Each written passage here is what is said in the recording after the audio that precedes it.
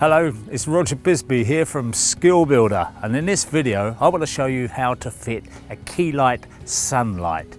Now, if you've watched our other videos on fitting Keylite windows, you'll know they do a vast range of windows, but they also do SunLites. The difference between a window and a SunLite is that the SunLite is non-opening. The sole purpose of it is to bring light into the building where you want it, but not necessarily ventilation, although they do a ventilation option on this. But for this one, we're going to do the fixed SunLite. We've fitted one already for the bathroom. We could show you this one, but it's not a very typical one because it's so close to the eaves we only use the short section of tube.